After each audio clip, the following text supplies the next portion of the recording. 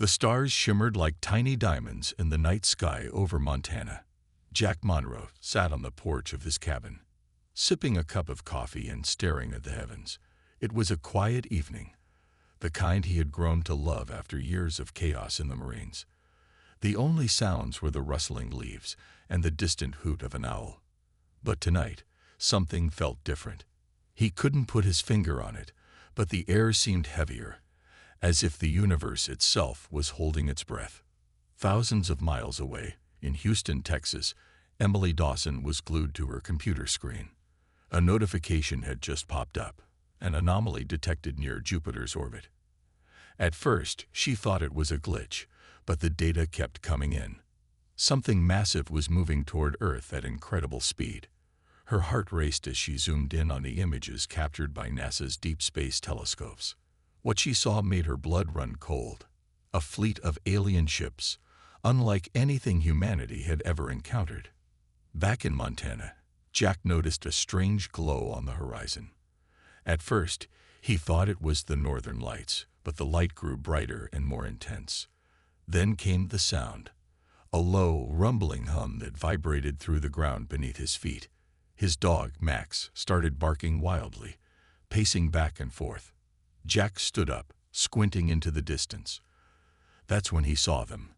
3 enormous ships descending from the sky, their metallic surfaces gleaming under the moonlight. News spread quickly across the globe. People everywhere watched in awe and terror as the alien fleet entered Earth's atmosphere. The ships hovered above major cities, casting long shadows over the streets below. Panic erupted in some places, while others fell eerily silent. In New York, crowds gathered in Times Square, pointing upward as one of the ships loomed overhead. In Tokyo, families huddled together, praying for safety. And in rural areas like Jack's, people stepped outside their homes, unsure of what to do next. The aliens called themselves the Krylos Dominion. They didn't waste time with pleasantries. Through a broadcast transmitted in every language, their leader, Commander Vorik, delivered a chilling message. "We are the rulers of this galaxy." His voice boomed, cold and mechanical. "Your planet will submit to us or face destruction." The transmission ended abruptly, leaving billions of humans stunned. Emily tried to process what was happening. She had spent her entire career studying the stars, dreaming of the day humanity would make contact with extraterrestrial life. But this wasn't the meeting she had imagined. These beings weren't explorers or diplomats. They were conquerors. As she scrolled through the data, she noticed patterns in their movements. Calculations so precise they could only belong to an advanced civilization. Yet there was something else, something unsettling. The way they'd positioned their ships suggested they were preparing for war. Jack grabbed his rifle and headed inside. He wasn't sure why. He doubted a weapon designed for deer hunting would do much against alien invaders, but it gave him a sense of control. He turned on the radio, hoping for updates. Static filled the room until a shaky voice broke through. "This is Governor Peterson speaking. We urge all citizens to remain calm. Emergency protocols are being activated. Stay indoors and await further instructions." Calm. Jack snorted. How could anyone stay calm when the fate of the world hung in the balance? He glanced out the window again. The ship hovering over Billings was closer now, its shadow stretching across the landscape. For a moment, he wondered if this was how it would end, for humanity to be wiped out by creatures from another world. But deep down, he refused to believe it. There had to be a way to fight back. Meanwhile, in Houston, Emily received a call from NASA headquarters. They wanted her to join an emergency task force focused on understanding the Krylos. She hesitated for only a second before agreeing. This was her chance to make a difference, to use her knowledge to protect the planet. As she packed her bag, she thought about the enormity of the situation. The Krylos had terrorized countless worlds, reducing civilizations to rubble. Now, they had come to Earth. But maybe, just maybe, they had finally met their match. The next morning, the world woke up to an uneasy silence. The alien ships still hung in the sky like ominous clouds, unmoving but ever-present. In Washington, D.C., global leaders gathered in a secure bunker beneath the Capitol building. They knew they had to act fast. The Krylos hadn't attacked yet, but everyone understood it was only a matter of time. Emily Dawson was among the experts summoned to the meeting. Her hands trembled slightly as she took her seat at the long table, surrounded by generals, scientists, and diplomats. A large screen flickered to life, showing a live feed of one of the Krylos ships descending near the Lincoln Memorial. Out walked 3 insect-like creatures, their bodies covered in sleek armor that gleamed under the sunlight. Their heads were elongated, with multiple glowing eyes that scanned the area. Behind them trailed smaller drones, hovering silently. The sight sent chills down Emily's spine. She had studied alien life forms for years, but nothing could have prepared her for this moment. The Krylos envoys demanded to speak with Earth's leaders. A group of negotiators, including Emily, approached cautiously. One of the aliens stepped forward, its mandibles clicking as it spoke in a series of sharp guttural sounds. Emily activated her translation device, hoping it would work. To her relief, fragmented words began to appear on her tablet. The message was clear: surrender or face annihilation. But there was something else, a hint of urgency in their tone, as if they were running out of time. Tensions ran high during the negotiations. The human representatives argued that peaceful coexistence was possible, but the Krylos dismissed the idea outright. "Your planet is ours," one of them hissed through the translator. "Resistance is futile." Just as things seemed to be reaching a breaking point, disaster struck. A nervous soldier standing guard accidentally discharged his weapon. The shot missed, but the sound startled the Krylos.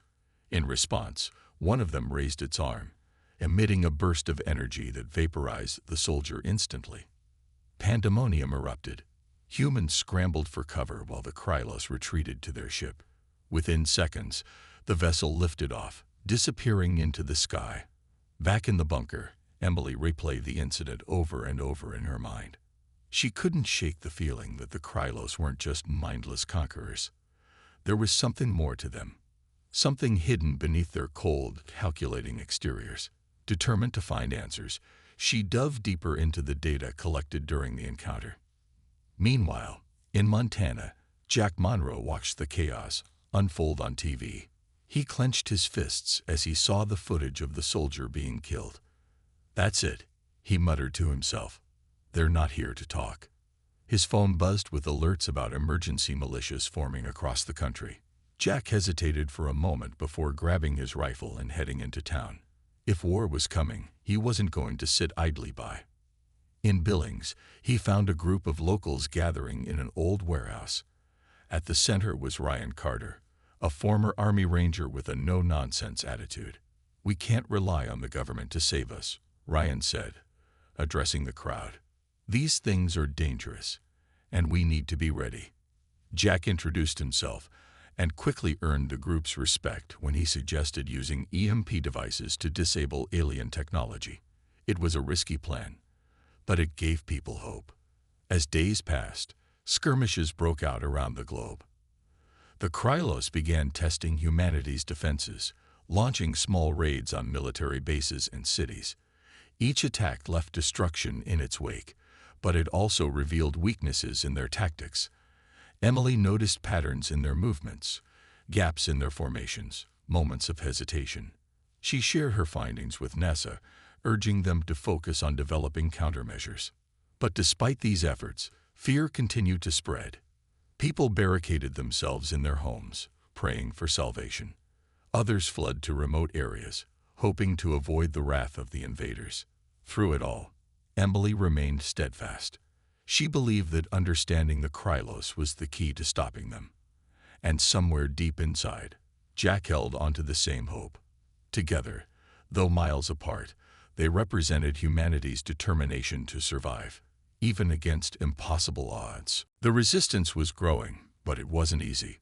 Across the world, small groups of fighters banded together, determined to stand their ground against the Krylos. In Montana, Jack Monroe and Ryan Carter's militia had turned an old barn into a makeshift command center.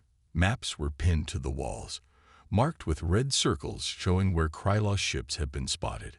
Scavenged weapons and tools lay scattered on workbenches, ready to be repurposed for battle. Jack spent hours tinkering with old military equipment, trying to create something that could level the playing field. He knew their rifles wouldn't do much against the Krylos' advanced technology, so he focused on building EMP devices, portable gadgets designed to disrupt alien machinery. It was slow, frustrating work, but Jack refused to give up. "If we can hit them where it hurts," he told Ryan one evening, "we might have a shot." Ryan nodded, though his expression remained grim. "Just hope it's enough," he said. "These things aren't like anything we've faced before." Meanwhile, in Houston, Emily Dawson worked tirelessly at NASA headquarters. Her days blurred together as she analyzed every scrap of data about the Krylos. She listened to intercepted transmissions, piecing together fragments of their language. Slowly, she began to understand more than just their words. She uncovered hints about their motives. The Krylos weren't attacking randomly. They were desperate. Their home planet was dying, stripped bare by centuries of exploitation. To them, Earth wasn't just another target, it was salvation. This revelation gave Emily hope, but it also terrified her. If the Krylos saw humanity as expendable, how could peace ever be possible? Still, she clung to the idea that understanding their plight might open a door to negotiation. She presented her findings to government officials, urging them to consider diplomacy alongside defense. Some dismissed her ideas outright, but others listened, especially after reports came in about strange activity within the Krylos fleet. It seemed not all Krylos agreed with Commander Vorik's brutal tactics. Emily intercepted a transmission suggesting there was a faction opposed to his leadership. These rebels believed conquest wasn't the answer. They wanted cooperation, even if it meant defying their own kind. Emily realized this could be humanity's best chance. If she could make contact with the rebels, maybe they could work together to stop Vorik. Back in Montana, Jack and his team got their first real test when a Krylos patrol flew over Billings. Armed with crude EMP devices, they set up an ambush near an abandoned factory. As the alien ship descended, Jack gave the signal. One of the rebels fired the EMP, sending a pulse of energy rippling through the air. The ship shuddered, its engine sputtering before it crashed into the ground. The militia moved in cautiously, weapons raised. Inside the wreckage, they found a wounded Krylos pilot trapped beneath debris. Its armored body twitched weakly, and its glowing eyes dimmed as it struggled to breathe. For a moment, no one spoke. Then Jack stepped forward. "We're not here to kill you," he said, his voice steady. "Not unless we have to." The creature, later identified as Zinara, didn't respond at first. But as Jack and his team worked to free her, she seemed to relax slightly. When they finally pulled her from the wreckage, she let out a low, rasping sound. It wasn't aggression, it was gratitude. Zinara became a turning point for the resistance. Through painstaking effort, Emily managed to communicate with her using a combination of gestures and broken translations. Zinara revealed herself to be part of the rebel faction Emily had suspected existed. She explained that many Krylos were tired of Vorik's endless war, but fear kept them silent. With Zinara's help, Emily and Jack began planning something bold, a strike against the Krylos mothership. As trust grew between the humans and Zinara, so did determination. They knew the odds were stacked against them, but they also knew failure wasn't an option. For the first time since the invasion began, there was a glimmer of hope, a fragile alliance forged in the face of unimaginable danger. The plan was risky, but it was all they had. Jack, Emily, and Zinara were going to infiltrate the Krylos mothership. The massive vessel loomed in orbit above Earth, a dark shadow against the stars. It was heavily guarded, bristling with weapons and drones. Getting inside would be nearly impossible, but Zinara assured them she could get them close enough to slip through unnoticed. Before leaving, Jack and Emily met at a secret military base in Colorado. They spent hours preparing for the mission, arming themselves with stolen Krylos weapons and gadgets scavenged from downed ships. Emily worked on disguising their appearance, using materials provided by Zanera to mimic the Krylos' sleek armor. When they were done, even Jack had to admit they looked convincing, though he couldn't help feeling uneasy about wearing the uniform of the enemy. Zanera led them to a hidden rebel outpost located deep in the Rocky Mountains. There, they boarded a small Krylos shuttle that the rebels had captured during a raid. As the engines roared to life, Jack gripped the edge of his seat. "You sure this thing still flies?" he asked, glancing at Zanera. "It will hold," Zanera replied, her voice calm despite the tension in the air. Her glowing eyes flickered as she focused on the controls. "Trust me." The journey to the mothership was tense. The shuttle passed through layers of defense grids, each one more daunting than the last. Emily watched the monitors nervously, her heart pounding as alarms blared and Krylos patrols scanned their ship.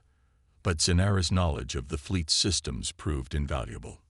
She manipulated the shuttle's codes, tricking the guards into thinking they were part of a routine supply run. When they finally docked, Jack felt a wave of dread wash over him. The interior of the mothership was unlike anything he'd ever seen. The walls pulsed with faint blue light, as if the ship itself were alive. Strange symbols lined the corridors, glowing softly in the dimness. The air smelled metallic, sharp, and unpleasant. Every step echoed loudly, making it hard to stay hidden. Zanera guided them through the labyrinthine halls, avoiding patrols and security drones. Along the way, they caught glimpses of Krylos activity, workers scurrying about, soldiers standing guard, and prisoners huddled in cages. Jack clenched his fists at the sight of humans being held captive, their faces gaunt and hopeless. He wanted to free them, but Zanera warned against it. "We cannot save everyone," she said quietly. "Our mission is bigger." Their goal was the control room, where Vorik commanded the fleet. According to Zanera, this was also where the Oblivion Core, the doomsday weapon, was housed. If they could disable it, they might buy humanity enough time to fight back. But getting there wouldn't be easy. The closer they got, the tighter security became. At one point, they were nearly caught when a patrol turned a corner unexpectedly. Jack reacted quickly, shoving Emily behind a stack of crates, while Zanera used a device to emit a burst of static, confusing the guards long enough for them to slip away. "That was too close," Emily whispered once they were safe, her hands trembling. Finally, they reached the entrance to the control room. Two heavily armed Krylos stood guard outside. Zanera stepped forward, speaking rapidly in her native tongue. To Jack's surprise, the guards lowered their weapons and let them pass. "What did you say to them?" he asked as they entered. "I told them we bring news from Vorik," Zanera replied. "They are loyal, but not curious." Inside, the control room was a hive of activity. Dozens of Krylos operated consoles, their movements precise and mechanical. At the center of it all stood Commander Vorik himself. His body was half machine, his organic parts fused with gleaming metal. His eyes glowed brighter than any other Krylos, radiating power and cruelty. Emily froze, overwhelmed by the sight. Jack nudged her gently. "Focus," he murmured. "We're here for the core." As they moved deeper into the room, careful to stay out of sight, Jack realized something. Vorik wasn't just leading an invasion. He was fighting for survival. The desperation in his commands, the urgency in his voice, it all made sense now. But understanding didn't make Jack feel sympathy. If anything, it hardened his resolve. No matter what drove the Krylos, they couldn't be allowed to destroy Earth. With Zanera's help, they located the Oblivion Core, a pulsating sphere of energy encased in glass. It hummed ominously, filling the room with a low, vibrating sound. This was it, the key to stopping the Krylos. But disabling it would require more than courage. It would take sacrifice. The Oblivion Core loomed before them, its pulsating energy casting an eerie glow across the control room. Jack, Emily, and Zenera stood frozen for a moment, taking in the enormity of what they were about to attempt. The core was protected by layers of shielding and alarms that would trigger the moment anyone tampered with it. Disabling it wouldn't just be dangerous, it could mean certain death for whoever stayed behind to finish the job. Zenera stepped forward, her glowing eyes fixed on the device. "I will do this," she said firmly, her voice steady despite the tension in the air. "You two must leave. This is my fight as much as yours." "No," Jack replied quickly, shaking his head. "We're not leaving you here." Emily nodded in agreement. "There has to be another way," she said, though her voice wavered. She knew deep down that Zenera was right. Someone had to stay behind to ensure the core was disabled, and it couldn't be either of them. They were needed back on Earth to rally the resistance and spread hope. Zenera turned to face them, her expression softening. "I have lived under Vorik's rule for too long," she said. "This is my chance to make things right, for my people and for yours. Trust me when I say this is the only way."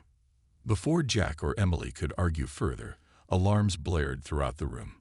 The sound was deafening, echoing off the walls and sending shockwaves through the floor beneath their feet. Red lights flashed overhead as Krylos soldiers poured into the control room, weapons drawn. General Drax, Vorik's second-in-command, led the charge, his armored body gleaming menacingly in the dim light. "You dare defy us?" Drax growled, his voice cold and mechanical. His glowing eyes scanned the group, settling on Zenera. "Traitor," he spat. "You will die alongside these humans." Jack raised his stolen Krylos weapon, aiming it squarely at Drax. "Not today," he said, his voice firm despite the fear coursing through him. Without hesitation he fired, sending a bolt of energy straight at the general. The shot hit its mark, knocking Drax back, but it wasn't enough to stop him. More soldiers advanced, forcing Jack, Emily, and Zenera to take cover behind a nearby console. The firefight erupted into chaos. Energy blasts ricocheted off the walls, filling the air with smoke and sparks. Jack and Emily worked together, covering each other as they returned fire. Zenera used her knowledge of the ship's systems to disable some of the enemy weapons, buying them precious seconds. But they were outnumbered, and time was running out. "Go!" Zenera shouted over the noise, pushing Emily toward the exit. "Now." Emily hesitated, tears streaming down her face. "I can't leave you," she cried. "You must," Zenera insisted, placing a hand on Emily's shoulder. "Promise me you'll tell my people there's another way. That we don't have to destroy to survive." With a heavy heart, Emily nodded. She grabbed Jack's arm, pulling him toward the door. "We have to go," she said, her voice breaking. "She's giving us a chance." Jack looked back at Zenera one last time, his jaw clenched. He wanted to argue, to refuse, but he knew she was right. With a final glance, he followed Emily out of the control room, leaving Zenera behind. As they ran through the corridors, explosions rocked the ship. Zenera had begun the process of disabling the core, and the mothership was starting to destabilize. Alarms screamed louder than ever, warning of imminent destruction. Jack and Emily pushed themselves harder, their lungs burning as they sprinted toward the shuttle bay. Behind them, Zenera worked frantically, her hands moving over the core's controls. Her mind raced as she input the final commands. She thought of her home planet, of the suffering her people had endured under Vorik's rule. And she thought of Earth, the first world she had seen where life thrived freely, untainted by greed and despair. A small smile crossed her face as she activated the countdown. The mothership trembled violently, its systems failing one by one. Zenera stood tall, watching as the core began to collapse. "For peace," she whispered, closing her eyes. Outside, Jack and Emily reached the shuttle just as the first wave of destruction rippled through the ship. They climbed aboard, hearts pounding as they prepared for launch. As the shuttle lifted off, They watched through the viewport as the mothership exploded in a brilliant flash of light, lighting up the sky like a second sun. Neither of them spoke as they flew back toward Earth. Their victory came at a cost, one they would carry with them forever. But even in the face of loss, they knew Zenera's sacrifice had given humanity a fighting chance. And maybe, just maybe, it had also planted the seeds of change within the Krylos themselves. The shuttle carrying Jack and Emily descended through Earth's atmosphere, its hull glowing red-hot from the friction. Both of them sat in silence, the weight of what had just happened pressing heavily on their shoulders. Zenera's sacrifice replayed in their minds over and over again, her bravery, her final words, the way she had stood firm even as the mothership collapsed around her. They knew they owed her everything. When they landed at the rebel outpost in the Rocky Mountains, they were greeted by Ryan Carter and a small group of resistance fighters. The sight of familiar faces should have brought relief, but Jack and Emily couldn't shake the grief eating away at them. "We did it," Jack said quietly as he stepped out of the shuttle, his voice hollow. "But we lost someone important." Ryan frowned, sensing the pain in Jack's tone. He didn't ask for details right away. Instead, he focused on the bigger picture. "Did you stop the weapon?" he asked, his eyes narrowing. Emily nodded, though her expression remained somber. "The Oblivion core is gone, but Zenera stayed behind to make sure it happened. She saved us, and maybe the entire planet." The room fell silent as the others absorbed the news. Some looked down at their feet, while others exchanged glances filled with respect and sadness. Despite their differences, everyone understood the magnitude of Zenera's actions. She wasn't human, but she had shown more courage and selflessness than many could ever hope to muster. Over the next few days, word spread about the destruction of the Krylos mothership. It was a turning point in the war, a symbol that humanity could fight back against even the most powerful enemies. People began to feel a flicker of hope, something that had been missing since the invasion began. Resistance groups grew stronger, fueled by stories of Jack, Emily, and Zenera's mission. For the first time, humanity started to believe they might actually win. But Emily couldn't rest. While others celebrated, she buried herself in work, studying the data Zenera had shared before her death. There was still so much to learn about the Krylos, their culture, their struggles, and the faction of rebels who opposed Vorak. She believed that understanding them was key to ending the conflict once and for all. Late one night, as she pored over intercepted transmissions, she discovered something shocking. The rebellion within the Krylos fleet was larger than anyone had realized. Entire ships had gone dark, refusing to follow Vorak's orders. These dissenters were scattered across the galaxy, searching for a new path forward. Jack, meanwhile, struggled to process everything that had happened. He returned to Montana, seeking solace in the quiet wilderness. But no matter how hard he tried, he couldn't escape the memory of Zenera, or the guilt he felt for leaving her behind. One evening, as he sat on his porch staring at the stars, he made a decision. He couldn't let her sacrifice be in vain. If there were Krylos rebels out there looking for guidance, then humanity had a responsibility to help them. He called Emily the next morning. "I've been thinking," he said when she answered. "Zenera gave us a chance to fix things, not just for us, but for them too. We can't waste it." Emily agreed immediately. Together, they came up with a plan. Using Zenera's intel, they would reach out to the Krylos rebels and offer support. It wouldn't be easy. Trust between humans and Krylos was fragile at best. But they had no other choice. The survival of both species depended on finding common ground. Their first step was broadcasting a message into space, hoping it would reach the rebels. With Emily's expertise and Jack's determination, they crafted a simple yet powerful plea. To those who seek peace, we stand with you. The message was sent multiple times, encoded in ways Zenera had taught them to ensure it wouldn't fall into Vorak's hands. Weeks passed without a response. Doubts crept in, but neither Jack nor Emily gave up. Then one day, a signal came back, a faint reply from a distant corner of the galaxy. The rebels were alive, and they wanted to talk. For the first time in months, Jack allowed himself to smile. This wasn't the end. It was only the beginning. The signal from the Krylos rebels was faint, but it carried a message of hope. Emily and Jack listened to it together in the makeshift lab at the rebel outpost, their hearts pounding with anticipation. The transmission was brief, just a few words in the Krylos language, but Zenara's notes helped them decipher its meaning. Asterisk, we hear you. We are ready to meet. Asterisk. Emily felt a surge of excitement mixed with nervousness. This is it, she said, turning to Jack. If we can work with them, we might actually end this war. Jack nodded, though his expression remained cautious. It's a start, he replied. But we need to be careful. Not all of them will trust us, and we don't know how many are still loyal to Vorik.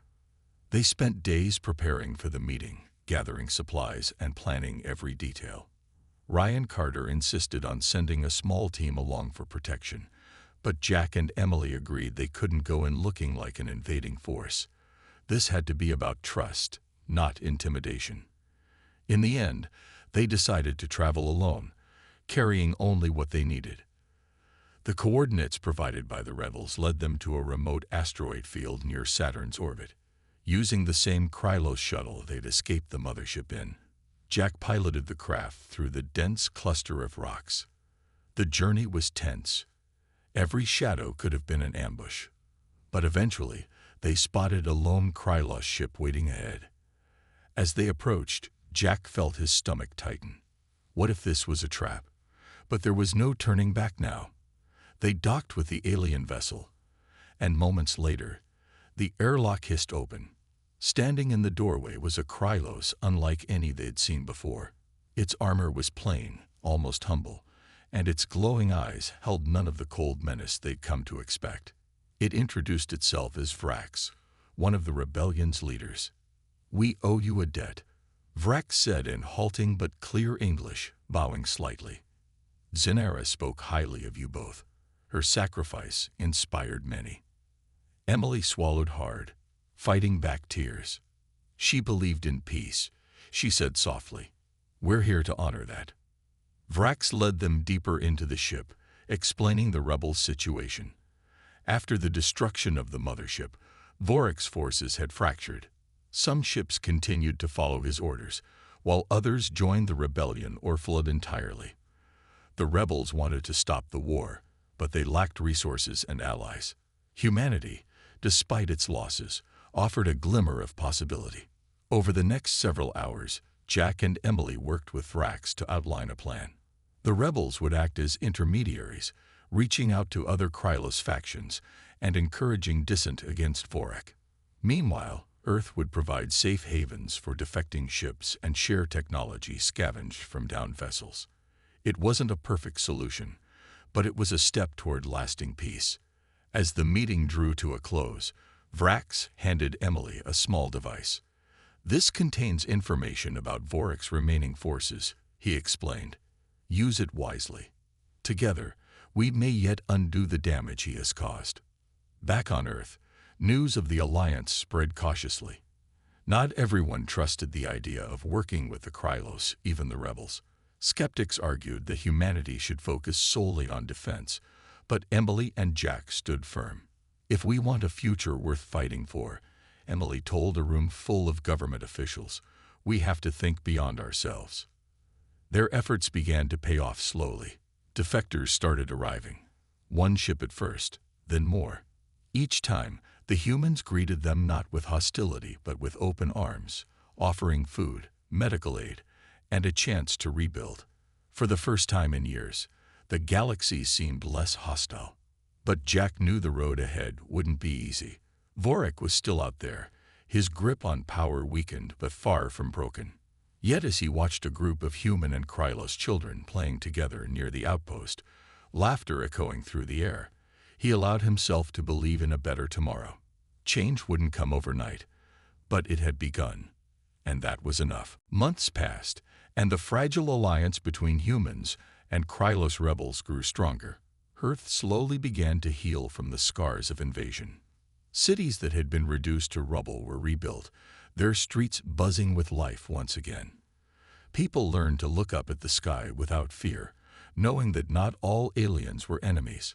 The presence of Krylos defectors living among them became a symbol of hope, a reminder that even in the darkest times, understanding could overcome hatred. Jack returned to Montana, but his quiet cabin no longer felt lonely. A young Krylos child named Kyra, orphaned during the war, had come to live with him. At first, Jack wasn't sure how to care for someone so different from himself. But as days turned into weeks, they formed an unspoken bond. Kyra would watch him tinker with old machinery, her glowing eyes wide with curiosity, while he taught her simple words in English. In return, she showed him sketches of plants and animals from her homeworld, sharing stories about the stars she used to gaze at before everything went wrong. In Houston, Emily continued her work, now focused on building bridges between species. She traveled across the globe, speaking to crowds about the importance of cooperation. Her message resonated deeply, especially when she spoke of Zanara's sacrifice. "She didn't just save us," Emily would say, her voice steady yet filled with emotion. "She reminded us that courage isn't about fighting. It's about believing in something bigger than yourself." The rebellion within the Krylos fleet gained momentum, spreading like wildfire through the galaxy. Ships loyal to Vorak found themselves outnumbered and outmaneuvered. Without the Oblivion Core or the Mothership, his forces struggled to maintain control. One by one, commanders defected, joining the rebels or retreating entirely. Though Vorak remained a threat, his power was fading fast. Then came the day everyone had been waiting for. Intelligence reports confirmed that Vorak's flagship had been located near the edge of the solar system. It was heavily damaged, its systems failing after months of relentless attacks by rebel forces. Knowing this might be their final chance to end the war, Jack, Emily, and Vrax led a joint mission to confront him. The battle was fierce. Human ships fought alongside Krylos rebels, their combined strength overwhelming Vorak's dwindling forces. Inside his crumbling vessel, Vorak raged against his fate, refusing to surrender even as his crew abandoned him. When Jack and Emily finally reached the command center, they found him alone, his mechanical body sparking and broken. "You cannot win," Vorak snarled, his voice distorted by static. "Even if you destroy me, my legacy will endure." Emily stepped forward, meeting his gaze without flinching. "Your legacy is already gone," she said firmly. "Fear and hate don't last forever. What endures is hope, and we've chosen something better." With those words, Vorak collapsed, his systems shutting down for good. The flagship exploded moments later, lighting up the void with a brilliant flash. For the first time in years, the galaxy fell silent. Back on Earth, people celebrated the end of the war. Fireworks lit up the night sky, and songs of victory echoed through the streets. But amidst the joy, there was also reflection. Humanity had faced extinction and emerged stronger, not because of weapons or technology, but because of unity and compassion. In a small park in Montana, Jack planted a tree alongside Kara. Nearby, a human boy helped her dig holes in the soil, laughing as dirt smudged their hands. Above them, the stars twinkled brightly, a reminder of how far they'd come and how much further they could go. As Emily watched the scene from afar, she felt a deep sense of peace. The road ahead wouldn't always be easy, but it was theirs to walk together. Humanity and the Krylos had proven that even the most unlikely allies could find common ground, and in doing so, they had given the galaxy a second chance.